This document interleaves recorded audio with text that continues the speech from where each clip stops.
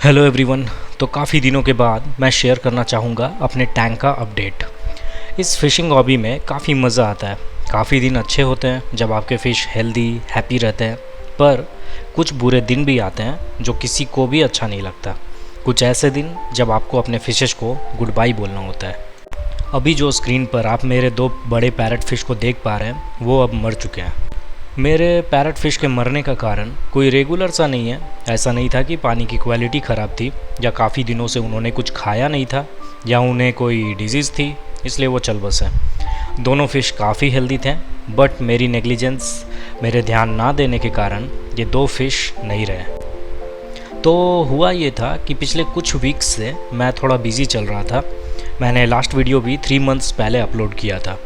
कुछ वीक्स पहले मैं आउट ऑफ स्टेशन था सिर्फ 2 दिनों के लिए, और फिर जब मैं 2 दिनों के बाद रात में वापस घर आया तो मेरे घर वालों ने बताया कि 2 पैरट फिश मर चुके हैं।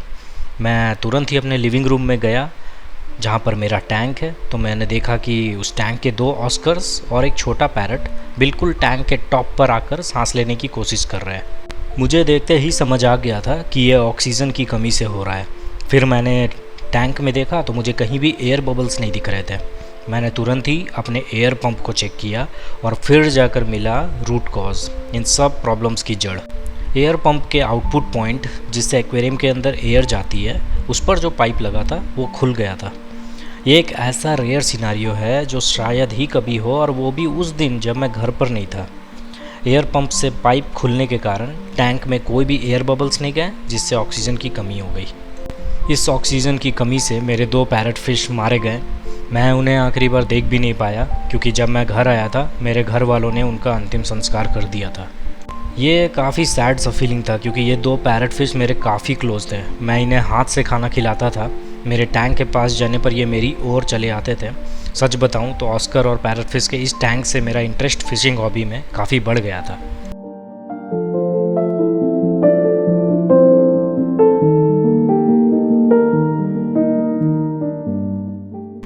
इन 2 पैरट फिश के चले जाने के बाद मेरे पास बचे ये 2 ऑस्कर्स और एक छोटा पैरट फिश। प्लेको हमेशा की तरह हर कंडीशन में सरवाइव कर जाता है। खैर, यहाँ इस टैंक की प्रॉब्लम ख़त्म नहीं हुई, उल्टा एक नए प्रॉब्लम की शुरुआत हुई। एक एक्वेरियम शॉप वाले ने मुझे बताया था कि सिक्लिड वैरायटी की फ़िशेस को या तो सिंगल रखें या तो इतना ज़्यादा रखें कि कोई एक दूसरे को डोमिनेट ना कर सके। मेरे केस में भी ऐसा था। मेरे 4 फीट के टैंक में 3 पैरट और 2 ऑस्कर फिश थे सिक्लिड वैरायटी में। मेरे 2 पैरट इन ऑस्कर फिश से लड़ते थे और अपने एरिया को मार्क करके रखते थे। पर अब ये हुआ कि ये 2 पैरट के चले जाने से इन 2 ऑस्कर्स में से एक ऑस्कर खुला सांड बन गया, और फिर इस अकेले ऑस्कर ने शुरू किया इस टैंक में डोमिनेट करना। इसने अपने दूसरे ऑस्कर की तो धज्जियाँ उड़ा दी और प्लेकोज पर भी अटैक करना शुरू कर दिया।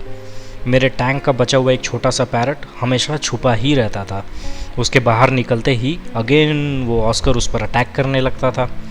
मैंने कई बार इस चीज़ को रोकने के लिए अपने अटैक करने वाले ऑस्कर फिश को नेट में डालकर पानी में ही रहने दिया, पर यह कब तक करता। अब मेरे पास 2 ऑप्शन थे कि मैं टैंक में दोबारा से 2 और पैरट फिश को ऐड कर दूं और टैंक पहले की तरह शायद हो जाए, पर मुझे इस बार मन नहीं किया। मैंने अपने पूरे टैंक को ही चेंज करने का सोचा। मतलब टैंक तो वही रहेगा पर सेटअप नया। ऑस्कर फिश जब तक छोटे रहते हैं काफ़ी प्यारे से लगते हैं, आपके सामने आने पर आपके पास चले आते हैं, पर जब ये एग्रेसिव अवतार में आते हैं फिर तो ना ये आपकी सुनते हैं ना समझते हैं, बस टैंक के हर फिश को मार डालना चाहते हैं। मैंने भी काफ़ी कोशिश की ये ऑस्कर किसी को परेशान ना करे, पर एक वक्त ऐसा आ गया था कि मैं टैंक को साफ़ करने के लिए साइफन टैंक में डालूं तो ये ऑस्कर उस पर भी अटैक करने लगता था।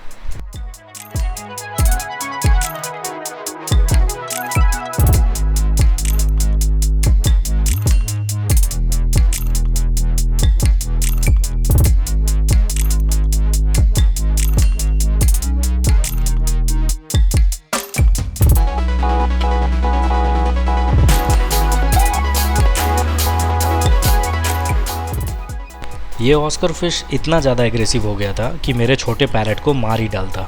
मैंने इस पैरट फिश को बचाने के लिए इसे ग्लोफिश टेट्रा के टैंक में डाल दिया, जहाँ पैरट ग्लोफिश के साथ शांति से रह रहा था। मुझे डर था कि कहीं ये ग्लोफिश पर अटैक करना ना शुरू कर दे ये छोटा पैरट, पर ऐसा हुआ नहीं। इससे पहले कि ऑस्कर मेरे दूसरे फ़िश को मार डाले, मैं एक कंक्लूज़न पर आ ही गया, और वो था वही जो मैंने डिसाइड किया कि मैं इन सब फ़िश को एक्वेरियम शॉप में दे दूंगा और अपने टैंक को फिर से सेटअप करूंगा, थोड़े कम एग्रेसिव फ़िश के साथ।